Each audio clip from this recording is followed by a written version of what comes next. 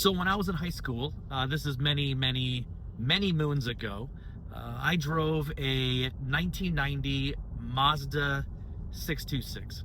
It was not cool. A friend of mine, Ryan, had a brand new two-door Jeep Sahara, the one with the sound bar. It was just the epitome of cool. Now, the thing never saw dirt. It was an asphalt queen. Like, it literally never saw anything off-road, but it didn't matter because it was so cool. From that day, I fell in love with Jeeps, and I said that one day I was going to get one.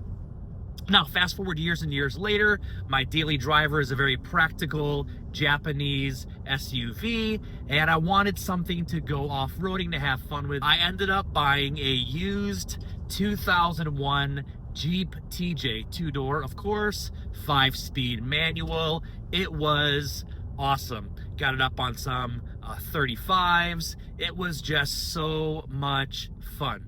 But it was terrible as a daily driver. Fast forward even more, we moved out here to California, where I bought a 4-door Jeep Wrangler Unlimited. This is now a car I could daily, but also takes into some light off-roading. Put it up on a 2-inch lift, got 33-inch wheels on there. Started having some transmission issues because, if you're not aware, that generation of Wrangler shared the transmission with their minivans. Not exactly a super robust situation, so a lot of Jeeps had issues with their transmissions, which I was. Now, my wife and I were in the middle of starting a new church. Life was volatile as is, and so we wanted to have some sort of consistency. So I said I would sell my Jeep and get a more practical daily driver. I kept on hearing about Lexus GXs, that they were essentially forerunners in tuxedos. Same 120 platform as the FJ Cruiser, as the forerunner of that time, except it was grocery getters. It was soccer moms going to Starbucks, never dirtying their wheels, getting all the maintenance done at the Lexus dealership. And so I picked one up for a great deal, and said I'm gonna slowly take this to start overlanding and off-roading. Now, I'll tell you what, if you knew the weird looks that I got on the trail as people saw this grocery getter, what they saw as a grocery getter, a Lexus on the trail. You're supposed to have a Jeep, you're supposed to have a forerunner, and what are you doing driving this Lexus GX? There were practically no parts available for this truck. Now, as time went on, we found out you could kind of fabricate or modify some forerunner parts, some FJ parts to fit in. Little by little over that time, you got to see more and more of these GXs on the trail.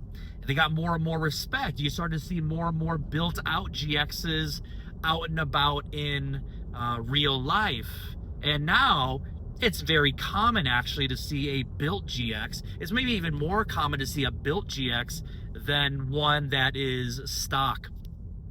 Crazy how time went on. But I started this channel, GX Overland, initially because I just wanted one repository for video and content that would be helpful for people that were in my shoes, trying to start out going off-roading and overlanding in the GX, camping in the GX. There wasn't a whole lot of resources at that time for it. Now there's a ton of great resources, tons of great fabrication shops and that kind of thing.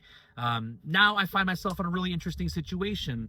I sold the GX a couple of years ago, and you know, COVID was over, kids were older, they didn't want to camp as much anymore, and I didn't know what I was going to do going forward. Meanwhile, we had been saving up for several years to buy a Tesla Model Y, and it is a perfect daily driver, but I have a sneaking suspicion would actually do pretty great as a mild overlanding vehicle. Not mild, all caps, bold, underland, mild. You're not going rock crawling in this thing, but you have a giant battery. So you can figure out, maybe you do induction cooking instead of gas. Maybe if you can figure out the range issues, could you actually make a slight overlanding vehicle out of this. Decided to get the Model Y Performance, so I wanted to have a little bit of fun, and for a couple $1,000 extra, to go to a 3.5 second 0 to 60 car is pretty incredible. You can spend $10,000 on an ICE car and maybe gain 100 horsepower, you know, especially if you're in the import world. So to get a Model Y Performance was great. Now, Model Y Performance is 1 inch lower than your long range or standard range, which is going to go against me. But whenever you go to these great overlanding spots all over Southern California, with the Anza Borrego or Mojave Desert, Eastern Sierras, all along 395, Trona Pinnacles, Mount Whitney. I mean, there's so many great places. There are these great spots at the very beginning that are epic, beautiful spots to camp. This is kind of your RV area. There's campgrounds, but a lot of the times you'll find BLM or dispersed camping as well in these areas. And then you kind of get this rocky section. You get the more hardcore sections where you leave the teardrop campers behind, and now you have your hardcore overlanders, hardcore off-roaders in this section.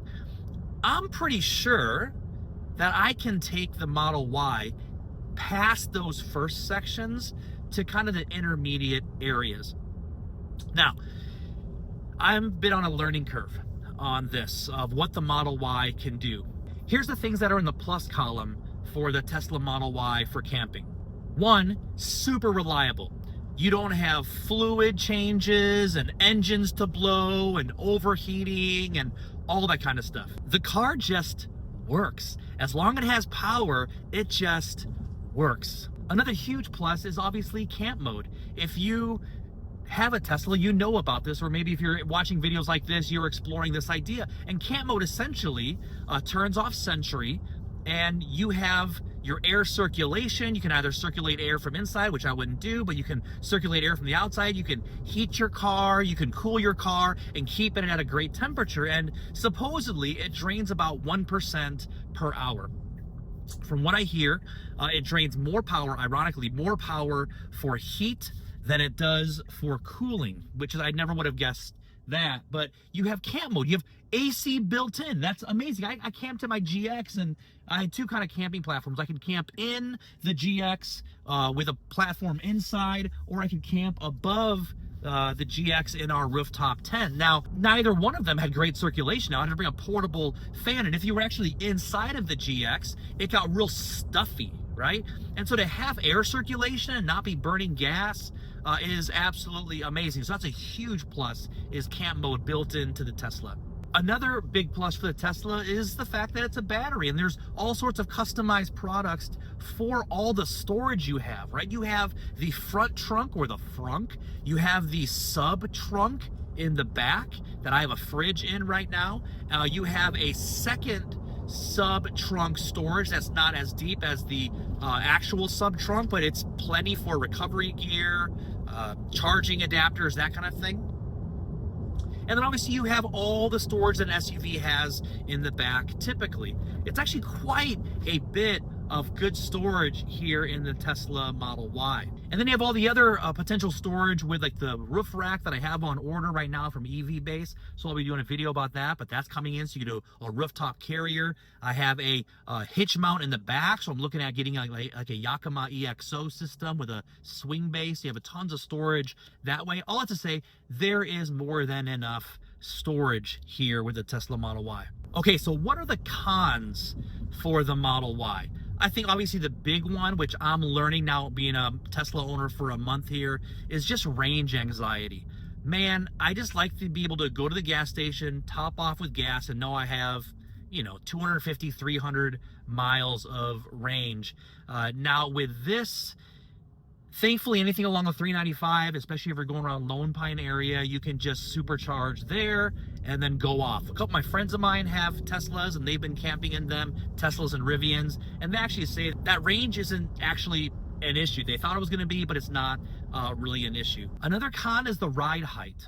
And right now, I'm in a Model Y Performance, which is 1 inch lower. Here's the deal. I can put a 2-inch lift on it. I don't think that's going to make a big difference. The only thing is, if you puncture the bottom of the Model Y, you're going to get in some dangerous territory. I mean, you could damage your battery pack, and if you damage your battery pack and you're off the grid, lights out. I don't know what you're going to do. You're going to have a very expensive tow to get your car out of whatever situation you're in. So can't really rock crawl because you don't want to puncture that. And then every modification you do significantly affects range. I mean, your roof rack may affect 2%, your wheels may affect 5%. If you do a rooftop carrier, I mean, that may affect 20%. And next thing you know, your 300-mile range may quickly go down to 210-mile range. So then you air down your tires and all that kind of stuff.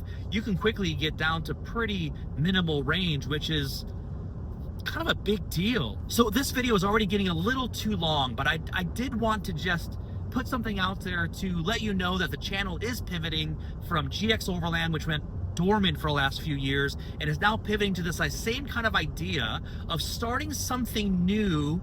Can you overland lightly? Can you overland on this Tesla platform? Same kind of idea as we had when we were talking about could we overland on the GX platform. We're gonna find out together. Thankfully, there's amazing brands already starting to explore what this could look like. And so stay tuned, subscribe, put in the comments, let me know what other channels I should be following, because I want to learn more about this as well. I want to explore great products. And if you have any questions or things that you want me to highlight or tips that you have, man, please put them in the comments, because I want to learn. We're on this journey together. It's not about this platform is better than that platform. This is not what that's about. What this is about is, can you create a Tesla Model Y that is great for daily driving, all the things that make your Tesla amazing, but then can you also have it be a overlanding camping platform that doesn't get so intense that you can't use it anymore as a daily driver? Is there a compromise in the middle somewhere that works for both? So that's the journey that we're on. I'm excited to do it. This video is already way too long, but let's see what happens. We'll see you in the next video.